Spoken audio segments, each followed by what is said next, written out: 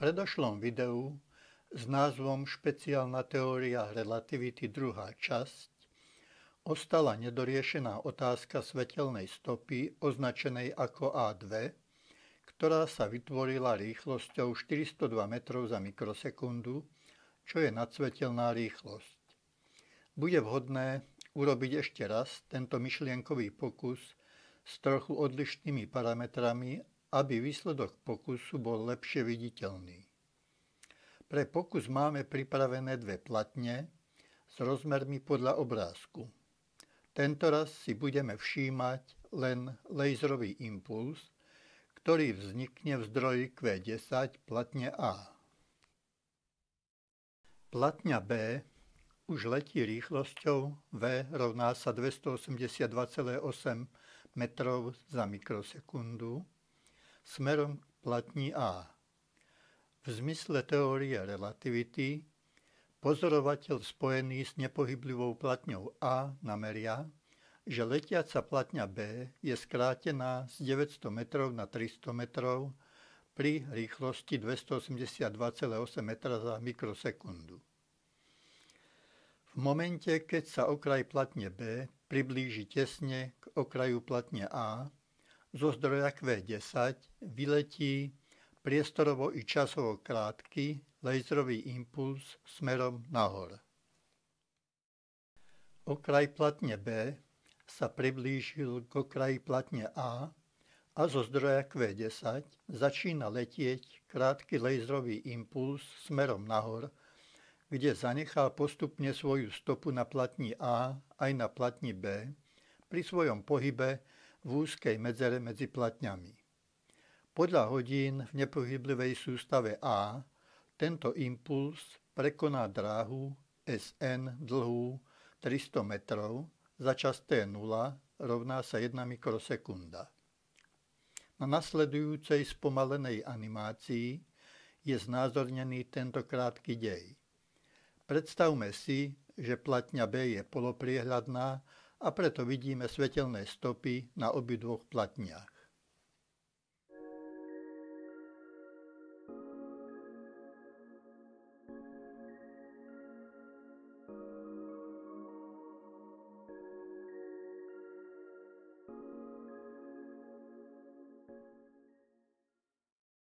Po uplynutí času T0 rovná sa 1 mikrosekunda, laserový impuls dosiahol horný okraj platní. Platňa B sa posunula za tento čas o 282,8 metrov doprava. Impuls vykreslil zvislú stopu na nepohyblivej platni A a šikmú stopu na pohybujúcej sa platni B. Obe svetelné stopy vznikli za rovnaký čas T0 za spomínanú 1 mikrosekundu. Platňa B preletela popri platni A a laserový impuls zanechal stopy na obidvoch platniach.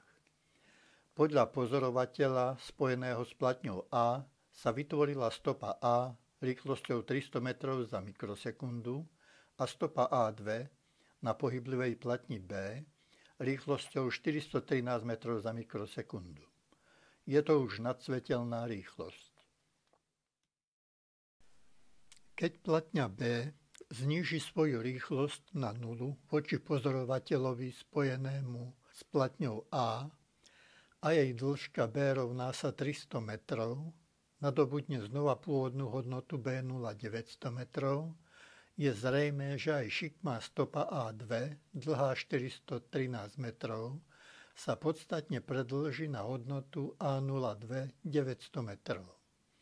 Z toho vyplynie, že rýchlosť šírenia tejto svetelnej stopy nebude len 413 metrov za mikrosekundu, ale až 900 metrov za mikrosekundu. Treba zdôrazniť, že je to hodnota rýchlosti tvorenia svetelnej stopy z hľadiska pozorovateľa spojeného s platňou A. Pozorovateľ nachádzajúci sa v sústave letiacej platne B podľa špeciálnej teórie relativity má namerať rýchlosť šírenia tejto svetelnej stopy A2 300 metrov za mikrosekundu. Autor videa momentálne nevie usúdiť, či je to konzistentné, prinajmenšom v rámci tejto Einsteinovej teórie, vzhľadom na komplikovanú prepletenosť rýchlosti plynutia času a skracovania dĺžok v sústavách A a B.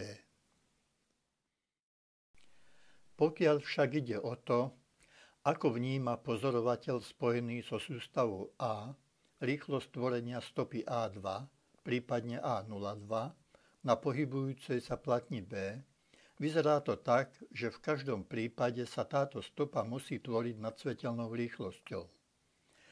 Na základe predchádzajúcich výpočtov možno odvodiť aj vzorec pre túto nadsvetelnú rýchlosť, kde C02 sa rovná C delené od mocnina z 1 mínus V na druhú delené C na druhú.